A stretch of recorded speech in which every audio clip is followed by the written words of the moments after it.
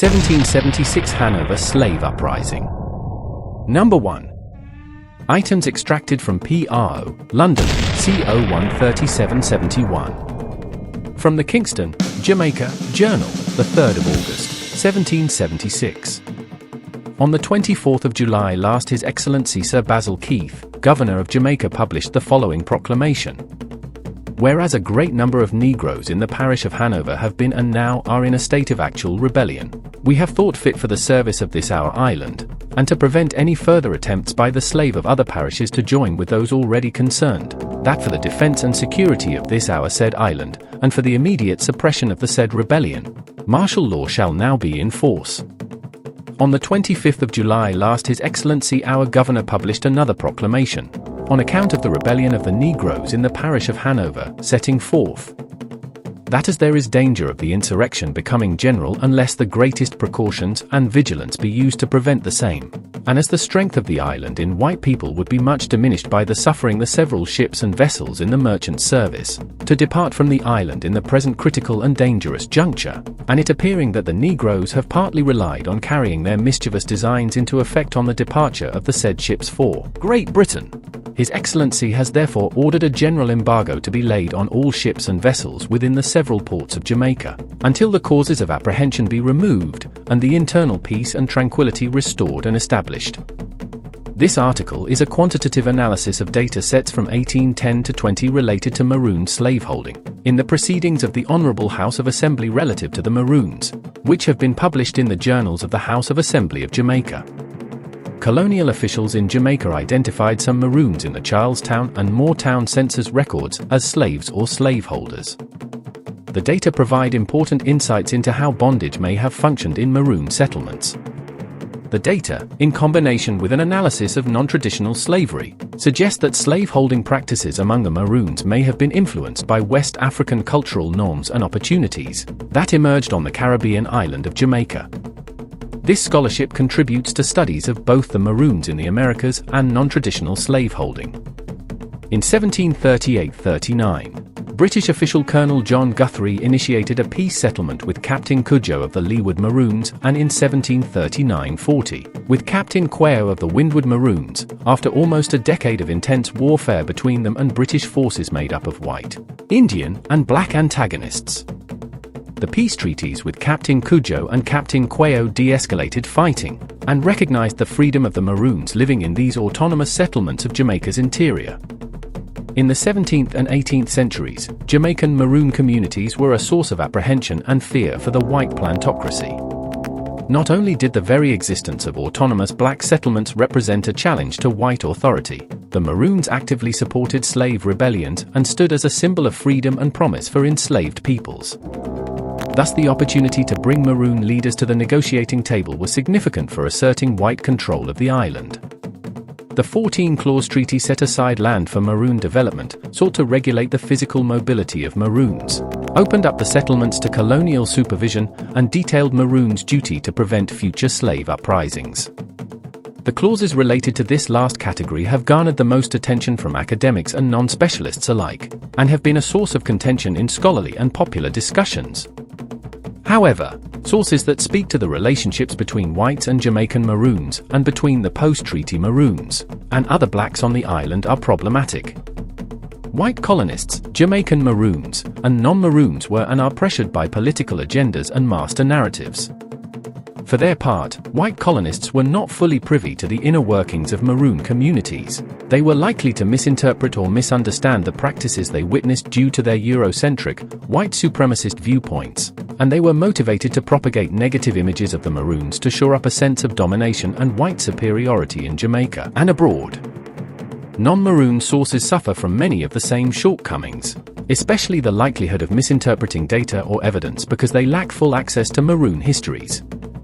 On the other hand, there is very little written about forms of slavery or bondage among the Maroons by the Maroons. Maroon intellectuals and activists are cautious about bringing the topic to the forefront of scholarly discourses, because when taken out of the larger context of non-traditional slavery, it can conflict with the carefully cultivated image of the Maroon freedom fighter. After the Maroons signed treaties with the British colonial authorities in 1739 and 1740, many historians believed that they effectively prevented runaway slaves from forming independent communities in the mountainous forests of the Jamaica's interior, but nothing could have been further from the truth.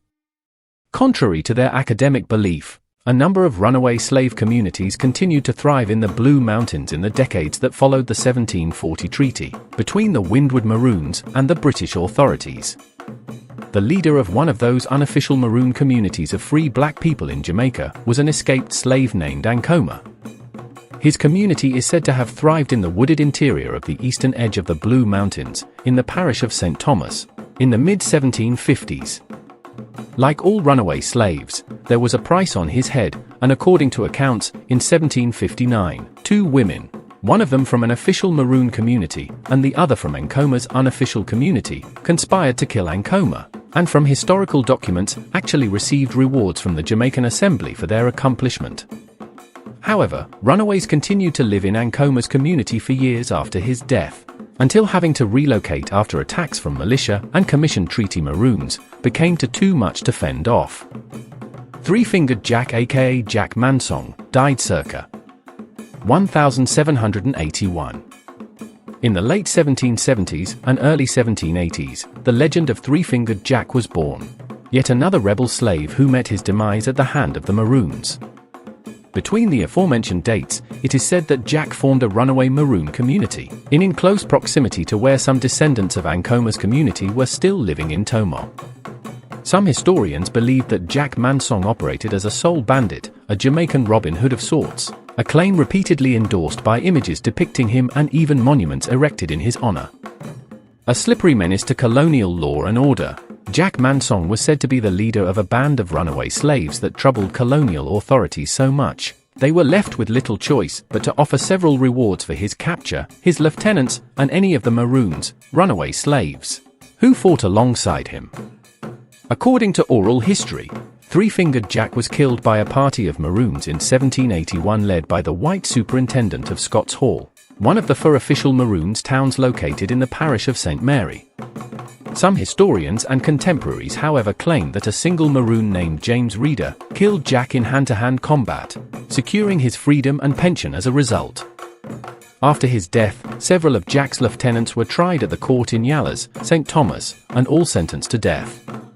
Jack's deputies however continued to lead his runaway community in the years that followed his demise, to the dismay of the Jamaican Assembly, who were adamant, quickly offering rewards for the apprehension or killing of 2 of Jack's most active and prominent lieutenants, Dagger and Tony.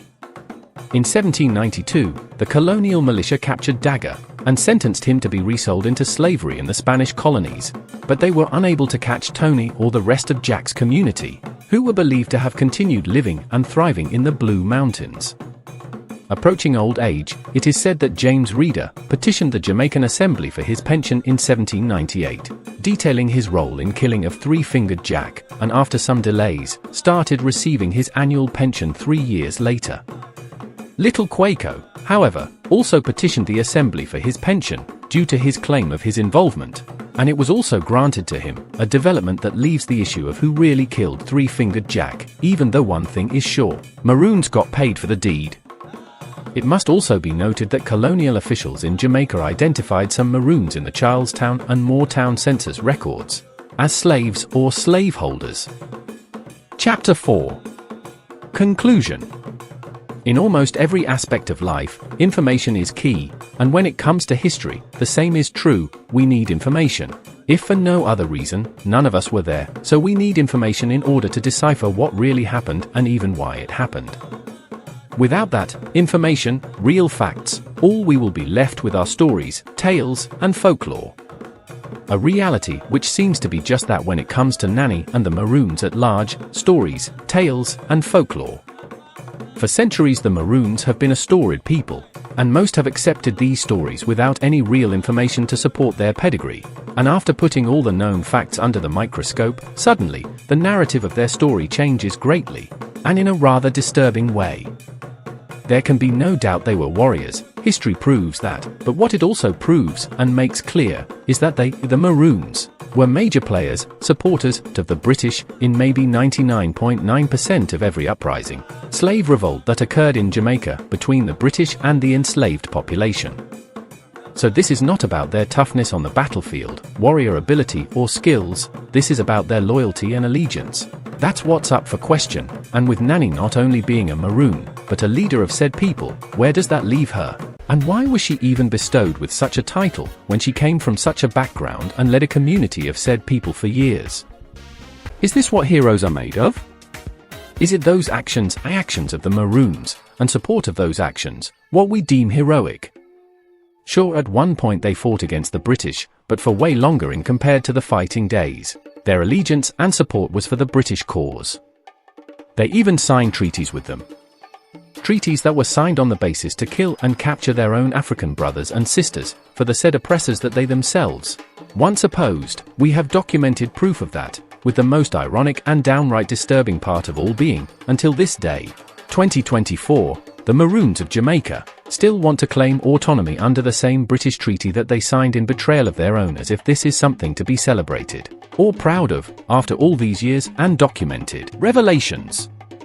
When you start dissecting the history of Jamaica and slave uprisings, and renowned revolts and revolt leaders, from Tacky, right up to Sam Sharp and Paul Bogle, the latter, both national heroes, the Maroons were responsible, instrumental or directly involved in their deaths.